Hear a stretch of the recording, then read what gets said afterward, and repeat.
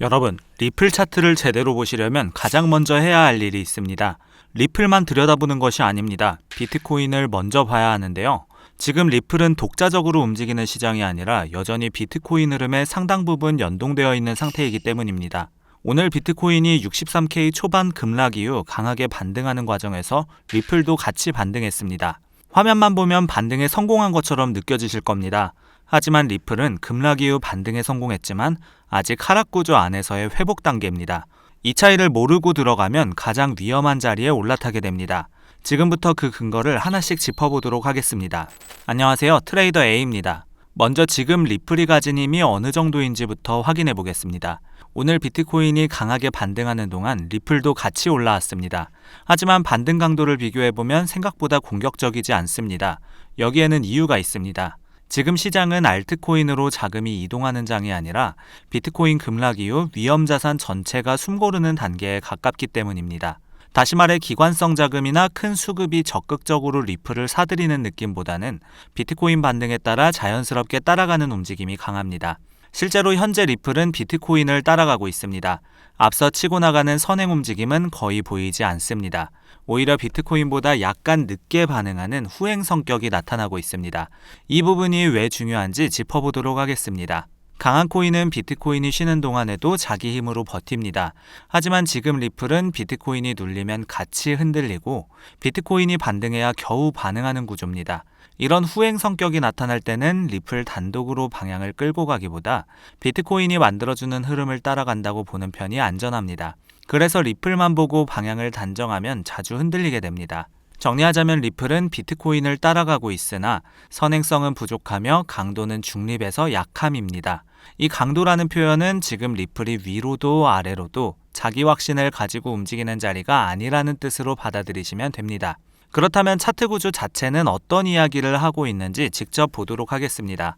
15분봉 기준으로는 단기 반등 이후 횡보 구간입니다. 짧게 끌어올린 다음 방향을 정하지 못하고 가격이 옆으로 누워있는 모습입니다.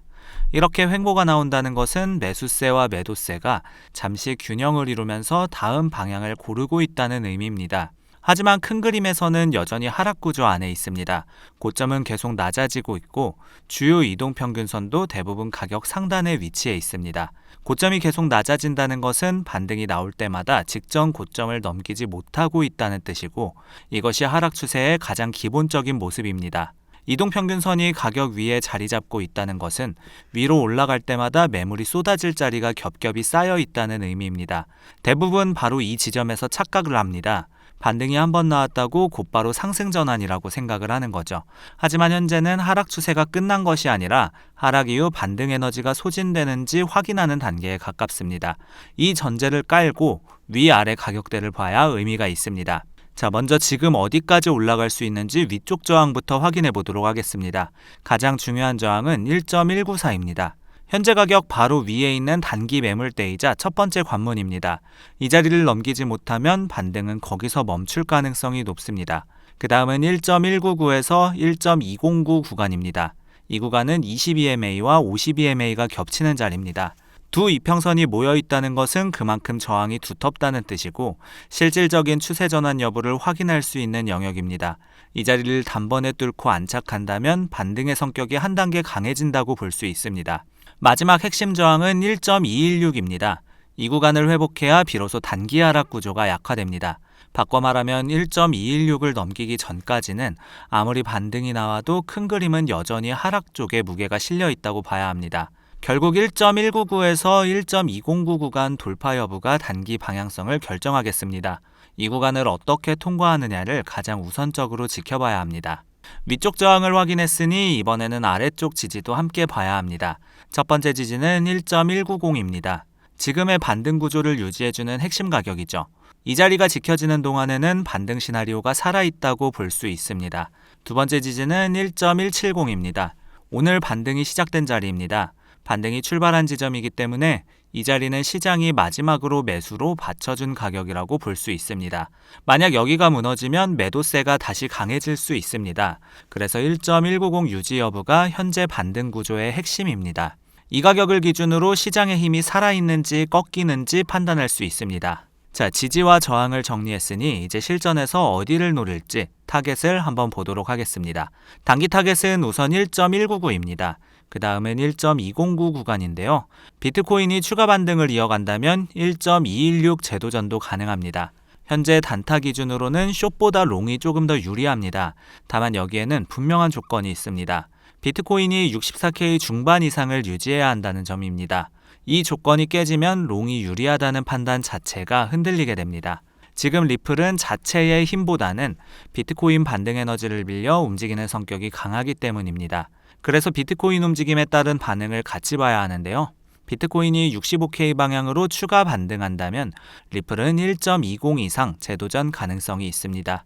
반대로 비트코인이 다시 64K 아래로 밀리기 시작하면 리플은 가장 먼저 눌릴 가능성이 있습니다. 앞서 후행 성격을 말씀드린 이유가 바로 여기에 있습니다.